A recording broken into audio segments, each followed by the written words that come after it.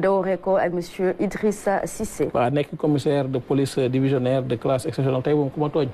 dinaa xam nu may def ak yow coordonnateur national bu comité interministériel de lutte contre la drogue di SILD fii ci Sénégal. comité bi buñ koy wax tey lan mooy liggéeyam ak taxawaay bi nga xam ne am na ko ci réew. merci Aziz comité interministériel de lutte contre la drogue maanaam mooy organe boo xamante ni mooy définir les politiques en matière de lutte contre la drogue moom tamit mooy coordonner les actions de lutte contre la drogue CILD mi ngi ŋànk 18 ministères. ah oui 18 ministères transversal. voilà c'est une matière transversale. donc 18 ministères ñooy siégé ci comité bi. donc drogue dafa laal lu bëri. dafa laal santé dafa laal sécurité dafa laal économie. dafa laal sport. dafa laal éducation dafa laal université. donc ministères yooyu yëpp dañuy siéger ci comité bi. donc ñun sunu comité ñun ñooy xalaatal gouvernement du Sénégal. li ñu war a def ci politique pour aar sunu jeunesse bi. ak population yi. bu ko defee dinañ ngemb waa force de défense et de sécurité. waa santé. waa économie parce que xaalisu drogue dafa bëri. dafa bëri bu ñu jëlee xaalisu drogue bi indi ko Sénégal. mën na dérégler système économique. c'est vrai Sénégal bi. laal na njaboot yi aussi. jeunesse bi famille.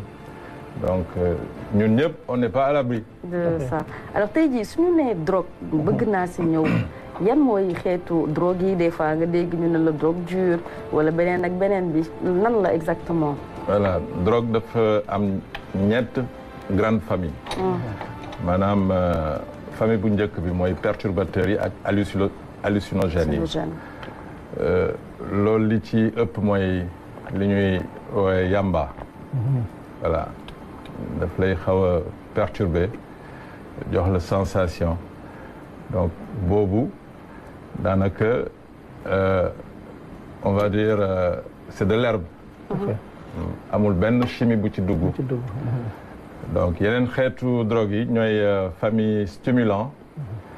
boobu cocaïne la. cocaïne nag ci njalbeen garab la. maam ya Amérique latine.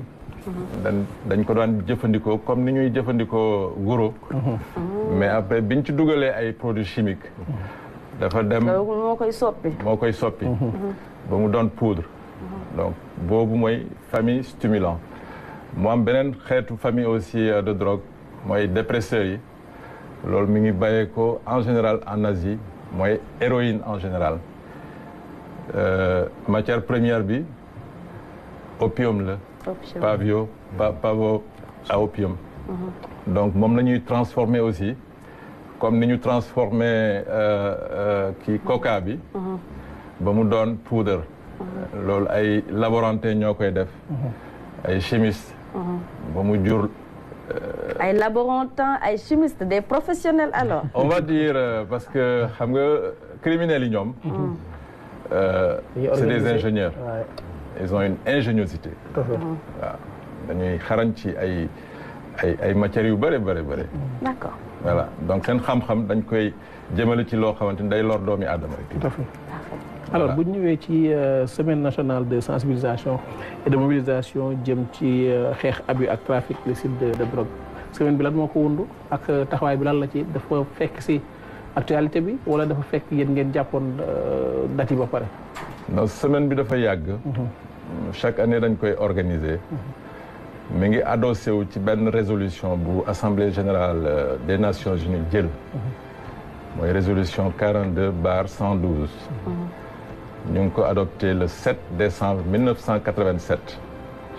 donc at mu ne toute la communauté internationale day célébrer journée internationale de lutte contre la drogue. donc 26 juin la. réew mu ne. 26 juin de chaque année réew moomu day organiser journée internationale. Sénégal nag pour yaatal mbir mi et surtout pour orienter ci prévention ak sensibilisation dañuy yaatal mbir mi def ko semaine balaa bés ba dañuy commencer une semaine avant di porter le message di aar nit ñi di yee nit ñi pour vraiment nit ñi bañ a dugg ci drogue surtout xale yi suba lay commencé le 19 wala 26 voilà donc suba lay tàmbali ñu ngi lancé cérémonie officielle bi hôpital Fann ren ji CEPIAD centre de prise en charge intégrée des addictions de Dakar moo aaye ñoom ñooy recevoir cérémonie de lancement officielle bi donc ministre de l'intérieur mi nga xamante ni moom mooy président comité interministériel moo koy présider invité na ci naataangoom le ministre de la santé parce que événement bi ci biir hôpital lay nekk donc jaadu nañu invité ministre de la santé donc bu weesoo journée de lancement bi dañu am benn programme sur toute une semaine Dakar rek la yem wala dañ koy woyal ci réew mi yëpp dañ koy woyal ci réew mi yëpp gouverneur de région yi am nañ aussi invitation pour ñu organiser dans chaque région activités de sensibilisation et de mobilisation li ci gën a am importance mooy du état kese du service état kese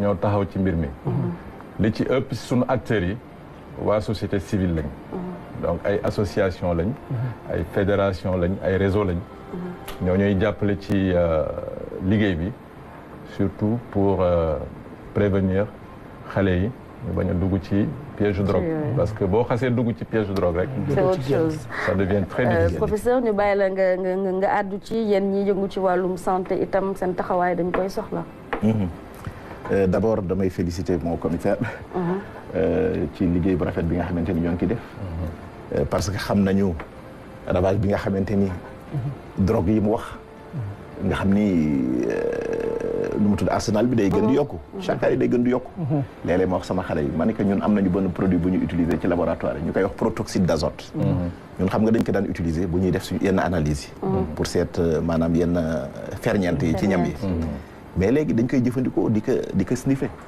voilà oui protoxyde d'azote donc xeetu drogue yi di gën yokku donc yaakaar naa moo tax am journée bu mel nii wala am semaine bu mel nii am solo te liggéey la bu nga xamante ni ñëpp dañ ci war jàpp comme ni mu ko waxee société civile population bi ñëpp dañ ci war jàpp parce que du liggéeyu kuréelu état rek liggéey bu am solo la nga xam ni ministère de la santé daf ci am comme ni mu ko waxee cër bu rëy voilà et itam CEPIAD ñu xam leen ña fa ne ñu ci def liggéey bu rafet alors bëggoon naa aussi nga dikk un peu sur les chiffres par yenn saa yi ñu ne la à chaque fois lu ñuy jàpp drogue bëri na waaye tamit consommation bi fii ci réew mi mel na ni day gën a yokk wala tendance bi c'est quoi exactement malheureusement tendance bi wàññeekuwul parce que ginnaaw ñetti famille xeetu drogue yooyu ma lim sànq léegi comme ni ko professeur waxee dafa am li ñuy woowee drogue de synthèse ou drogue synthétique loolu moo fi ëpp te loolu dafa yomb defar mën ngaa toog sa kër nga def say composition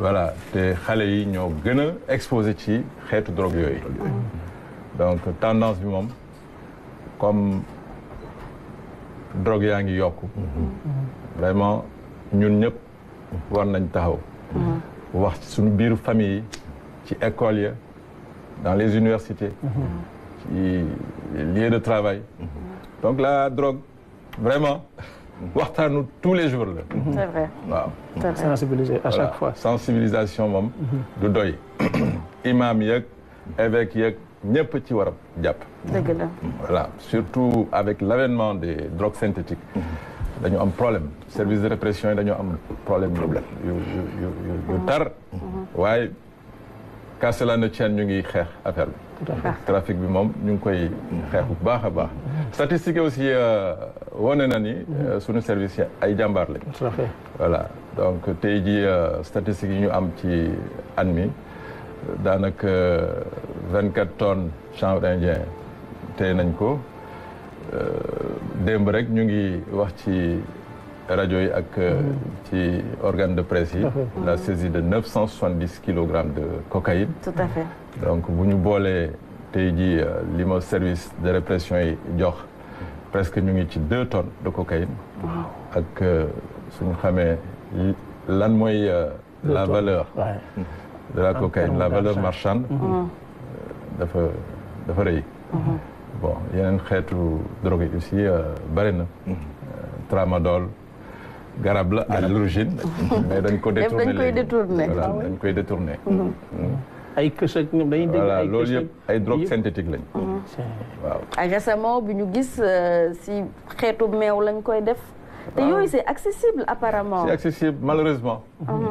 Accessible malheureusement et puis xam nga xarala yu bees yi aussi. daf ciy joué. Donc tey jii xale yi mën nañ jël seen internet seen tablette. dugg ci ay sites yoo xamante ni parents yi duñ ko xam duñ ci bàyyi xel. donc gis yoo xamante ni waruñ ko fooye. léeg-léeg curiosité dina tax ñu essayer. bu ñu essayer rek. et du point de vue de la loi sanction yi métti na daan yi. waaw code des drogues am na depuis 1997 am nañ code boo xamante ni moom moo tënk. lépp loo xamante ni ay loi la pour xeex mbirum sinébar. mais xam nga code moom il faut nga koy adapté. voilà dañ koy yeesalaat donc ci élan boobu la comité bi nekk. dañu am ay réformes yu ñu proposé pour jël yooyu yëpp en charge.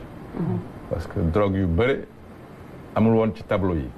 donc ay drogue yu bees la il faut ñu adapté. def mise à jour. voilà ñu def mise à jour. voilà donc loolu dañuy soxla waa santé. parce que bu nit ki demee ba commencé consommer drogue. santé moo ci ëpp solo. addictologue yi. voilà addictologue yeeg yooyu. donc am na solo lool. alors bu ñu ñëwee ci fan yi actualité bi dañuy gis lu ci bëri célébrité yi. gis tamit ñuy wax ci surtout écoles yi. aux alentours des écoles. te ji sensibilisation bi foofu lañ ko war a gën a mën a accentuer. absolument ci biir comité interministériel bi. am nañ représentant bu jógee ministère éducation nationale. ministère de l'éducation nationale am na boobu gis-gis. ba créé na benn division ci biir ministère bi buy occupé wu n'est-ce pas de la santé scolaire. donc dañuy collaborer ak division boobu lool pour xool xale yi dans les écoles lan mooy seen comportement par rapport ak loolu. à côté muy police muy gendarmerie dinañ am aussi liggéey boo xamante ni dañ koy def ci établissement scolaire yi ak universitaires yi. pour vraiment xeex ak trafiquants yi. parce que philosophie Sénégal mooy trafic moom amul sikk-sakk. donc xeex bu métti la. donc lii di consommation nag foofu la ñu jël mbir mi humaniser ko xam ni koo xamante ni déjà drogue dugg na sa yaram. li gën mooy ñu. et sur les images aussi. nga baal ma commissaire on voit les méfaits nit ñi ci mbedd mi. c'est ça drogue nu mu leen di def daal. daf leen di yàq. day yàq da lay feebar. li ci gën a grave mooy drogue injectable xeetu drogue yoo xamante ni dañ koy pikiru. voilà comme image yi ñi ñëpp ce sont des drogués. loolu dañu am benn programme bu spécial. ñu nag waa santé. programme bi réduction des risques la. maanaam kuy pikiru. bu dee yow kese yaay pikiru ak pikir ba. mën na sax jàll. mais bu fekkee ni groupe ngeen. benn pikir boobu ku pikiru jox sa morom. ku am jàngoro da ngay wàll ñeneen donc moo tax ñu ngi adapté loi bi. mais surtout ñu ngi former également suñu équipe yi. pour ñu dem ci terrain bi jël en charge risque yooyu parce que risque yu grave la VIH sida nga fi maladie hépatique yaa ngi fi yeneen xeetu jàngoro voilà semaine bi naka lay tëddee semaine bi suba lay tàmbali par la cérémonie officielle de lancement après ONG yi ak service de répression ak ministère yëpp. jël relais ku ci nekk da ngay am sous-thème boo xamante ni da nga koy waxtaanee sa biir ministère. maa ngi fàttali ren le thème qui a été retenu par le système des Nations Unies mooy le problème de la drogue, le problème mondial de la drogue. Donc des enjeux persistants, de nouveaux défis, des réponses innovantes. loolu mooy thème u ren. ci biir thème boobu nag ministère bu nekk wala acteur bu nekk mën ngaa jël benn pàcc nga traité ko. thème d'actualité aussi la ren aussi. thème d'actualité la. donc société civile surtout ñoom ñooy dem ci école ya ci quartier yi di ci waxtaanee. Tout à fait. lu laal drogue. Et puis di yër réseaux sociaux yi parce que dernier cas bi on a vu loolu bokk na ci innovation yi parce que léegi Abdoul Aziz Bane suñu ay forces de défense et de sécurité yemuñu rek ci ñu gis la ci mbedd mi wala plainte ñëw mais ñoom it dañuy bàyyi xel luy xew ci suñu ay réseaux sociaux TikTok Facebook et cetera xam naa dafa jaawale ba dugal vidéo waaw Snapchat mu dugal ko dem di ko jëli far fekk mu koy consommer tamit loolu bëri na donc ñu def attention loolu bëri na drogue moom dafa laal domaine yu bëri wax nañ ci wàllu santé wàllu wér-gu-yaram mais wàllu économie xaalisu drogue baaxul ci réew mën na dem ba ñu am des réseaux de blanchiment de capitaux te loolu bu xasee dugg ci réew day dérégler système bi alors peut-être dalaguñu mais drogue aussi dina financer ay groupes extrémistes violents. ay cartels ak ñoom seen. ay groupes extrémistes violents. am na benn connexion boo xamante ni dafa nekk ci diggante trafiquants de drogue. ak extrémistes violents yi. djihadistes yi pour ne pas les nommer. voilà donc kii da lay ne yor naa drogue il faut ma jaar fii. yow sécuriser ma. man dinaa la jox lii. sécuriser ma sama passage donc xam nga complicité boobu dafa gaaw. exactement voilà complicité boobu moom dafa gaaw. laal na lu bëri daal en tout cas ci au cours de cette semaine spéciale buy door ni ki ëllëg jëm le 26 incha allah daañu càmbar loolee yëpp. médias yi war nañ ci jouer rôle bu am solo. waaw médias yi moom yéen lañu yaakaar surtout ci semaine bi moom. soxla nañu lool tey am nañ point de presse. pour yaatal waxtaan bi. tey la waaw tey fële hôpital Fann. man ak directrice hôpital Fann. et puis semaine bi yëpp dinañ soxla la presse. y a pas de souci RTS en tout cas dana teew. ak ñëpp sax ndax li ni mel. lu ñuy wax rek wàllum ñëpp la soxal. te nag ñu ngi leen di jaajëfal bu wér a wér di rafetlu seen ay taxawaay.